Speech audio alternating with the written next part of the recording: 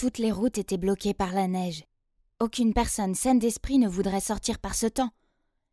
Mais ce bruit à la porte persistait et devenait de plus en plus fort.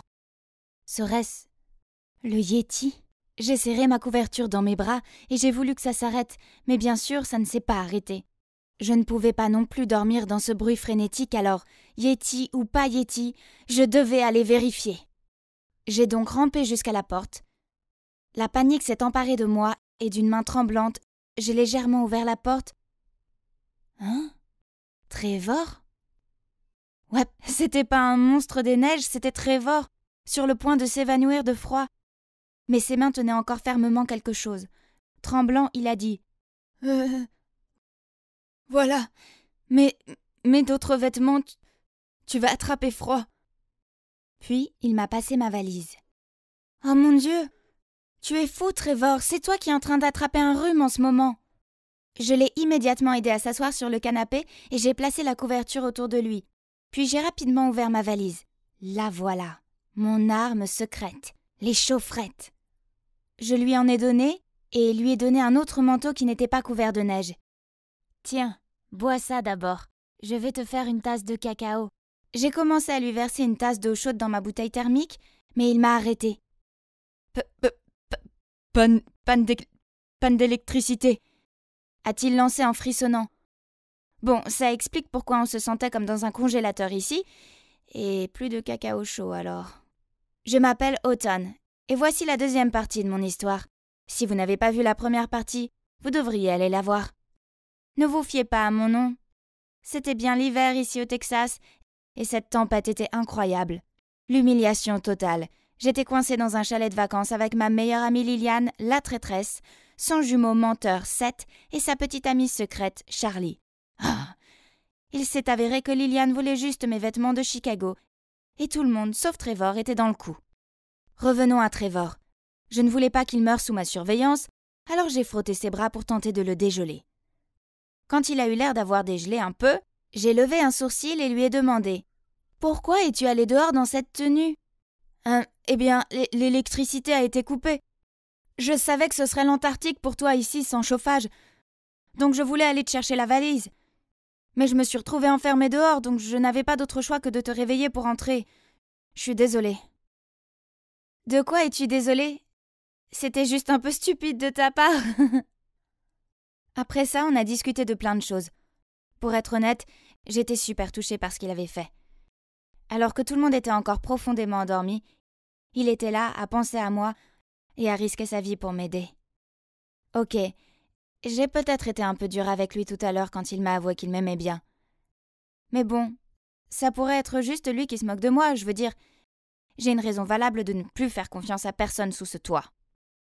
Je suppose que j'ai dû m'endormir car le lendemain matin, je me suis fait réveiller par Liliane qui me secouait frénétiquement. « Hé, réveille-toi! On a de gros problèmes! » Oh, ils avaient enfin remarqué que le courant était coupé. J'ai passé à tout le monde des vestes et des chaufferettes de ma valise. Écoutez les gars, il est vital de se couvrir dans ces conditions. Puis j'ai regardé Seth et Trevor. Même si cela signifie porter mon chapeau rose à pompons et se serrer dans mon manteau arc-en-ciel rembourré, nous n'avons pas pu nous empêcher d'éclater de rire. Au moins il y a quelque chose d'amusant pour égayer cette situation. Puis nous avons commencé à nous préparer à affronter cet apocalypse. Et j'étais le capitaine, parce que je suis celle qui a le plus d'expérience de la neige par ici. Le temps était compté, alors je suis rapidement allée vérifier le robinet. Heureusement, l'eau coulait toujours, bien que le débit soit un peu faible. Vite, prenez tout ce qui peut contenir de l'eau. Nous devrions stocker autant que nous pouvons avant que les tuyaux ne gèlent. Regardez Seth et Charlie en train de jouer et de flirter, formant une brigade de sauts avec Liliane aussi. Quel spectacle épouvantable. Je leur ai donc jeté quelques serviettes que j'avais trouvées et leur ai ordonné d'aller plutôt protéger les portes et les fenêtres contre le vent, car Trevor pouvait s'occuper tout seul de cette histoire de stockage d'eau. Pendant ce temps, j'ai vérifié la situation de notre nourriture. Heureusement, nous avons apporté assez pour 2 jours, mais tout est gelé maintenant, et nous avons dû rationner la nourriture avec modération, car qui sait combien de temps durera ce confinement. On devrait essayer d'utiliser cette cheminée. Il fait froid même avec ces vestes. Ouais, Seth, tu devrais t'y mettre. Puis nous avons commencé à nettoyer tout ce qui se trouvait devant la cheminée pour que Seth puisse s'essayer. Mais oh là là, qu'est-ce que je pouvais espérer? Tout ce qu'il a réussi à faire, c'est de la fumée noire. Oubliez ça, c'est probablement juste une cheminée décorative. Vous êtes tous stupides. Mais Trevor est sorti du sous-sol avec une brassée de bois. Non, c'est sûr que c'est utilisable. Regardez, j'ai même trouvé du bois et du charbon stocké ici. Laissez-moi essayer. Il s'est allongé devant le foyer et a commencé à dégager le blocage de la cheminée. Après un certain temps, ça a marché. Waouh! On avait du feu! Nous avons tous crié et sauté comme des fous.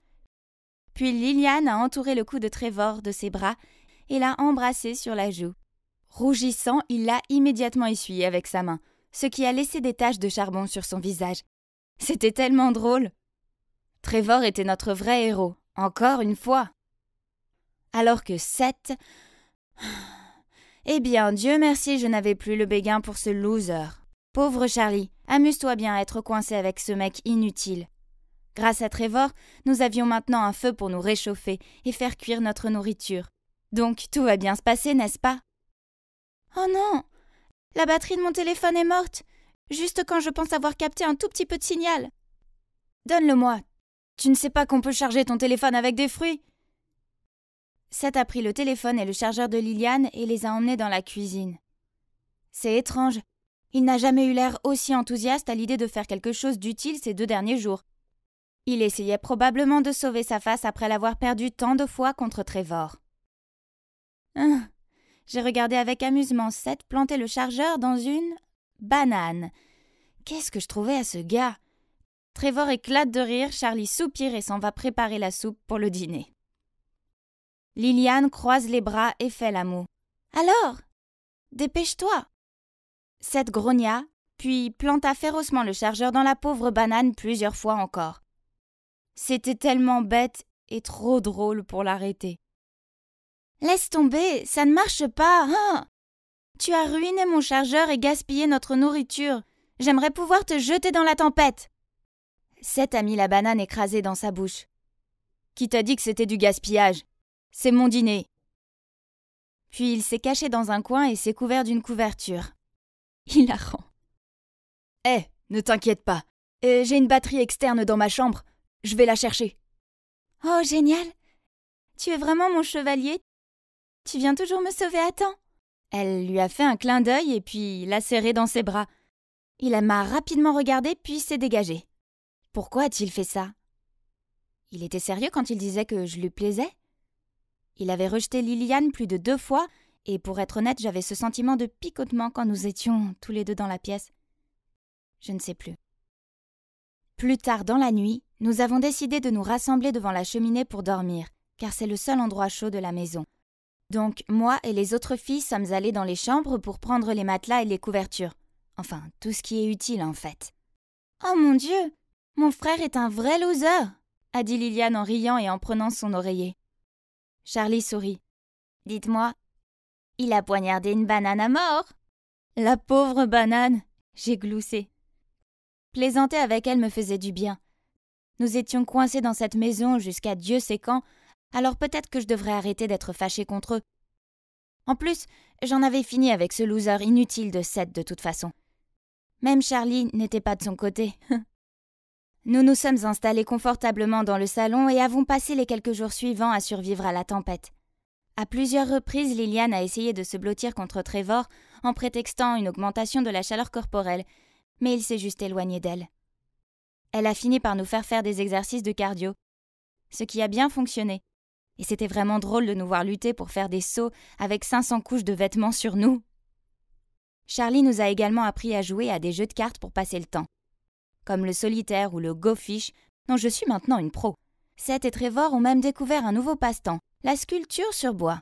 Mais jusqu'à présent, je n'ai pas encore pu dire ce que leurs œuvres étaient censées être. Et finalement, après 4 jours d'isolement, la tempête a semblé s'affaiblir. Nous avons commencé à récupérer un signal téléphonique stable. Et nous avons appelé nos parents immédiatement pour les mettre au courant de la situation. Ils ont dit qu'ils viendraient nous chercher dès que possible. Nous étions tous si heureux et aussi fiers de nous. Nous avions survécu à cette tempête incroyable. Donc vous pensez probablement que c'est la fin heureuse? Pas si vite. Alors que nous étions tous en train de faire un appel vidéo avec les parents de Liliane et Seth, leur mère a soudainement dit à Charlie « Merci beaucoup de nous avoir aidés à garder un œil sur les enfants. Nous allons certainement ajouter une belle prime à ton salaire ce mois-ci. » Nous étions tous stupéfaits. Je ne sais même pas si c'est pour la même raison, mais pourquoi la mère de Seth payait sa petite amie? Liliane a maladroitement dit au revoir à sa mère et a mis fin à l'appel immédiatement, puis a essayé d'apaiser l'atmosphère avec son faux rire. Vous savez tous que ma mère adore donner de l'argent de poche à ses chers neveux et nièces quand elle les voit. Ok, qu'est-ce qu'on mange aujourd'hui, les gars? Arrêtez, je connais déjà votre secret. Charlie et Seth sont en couple, n'est-ce pas? Mais pourquoi ta mère la paye? C'est malsain. Liliane, Seth et Charlie ont tous crié en même temps. Quoi? Liliane m'a jeté un regard interrogateur. Automne, de quoi tu parles? Oui, je suis désolée de t'avoir menti, mais non. Charlie n'est pas la petite amie de Seth. C'est notre tutrice. Menteuse! Si c'est le cas, pourquoi l'avoir cachée? Mes parents n'avaient pas confiance dans le fait que nous restions dans cet endroit seuls. Alors ils ont demandé à Charlie de superviser et... Allez, on a 16 ans, on n'a pas besoin d'une babysitter, c'est embarrassant. Ouais, je me suis dit que c'était juste un mensonge inoffensif, alors j'ai accepté de les suivre. Je veux dire qu'on s'est quand même bien amusés ensemble, non? Mais qui t'a dit qu'on était ensemble? J'étais sur le point de répondre, mais Trevor m'a traîné dans une autre pièce en disant aux autres. Elle a besoin de se calmer d'abord. Laissez-moi m'occuper de ça. Maintenant que nous étions seuls, je lui ai lancé un regard genre « J'attends ». Ok, écoute-moi d'abord, ok? J'ai hoché la tête, puis il a soupiré et a continué. Liliane t'aime bien et elle voulait t'aider à sortir avec Seth. Mais il n'était pas intéressé, alors elle lui a promis un mois d'argent de poche pour rester ici. Je ne l'ai pas vraiment cru, mais voyons ce qu'il a d'autre. Ok, mais ça ne change rien au fait que Seth et Charlie ont une relation. Et se baiser alors? En fait, c'était pas réel. J'ai juste défié Seth de le faire. Charlie n'est vraiment que leur tuteur. De quoi parlait-il? J'avais l'impression que la pièce commençait à tourner.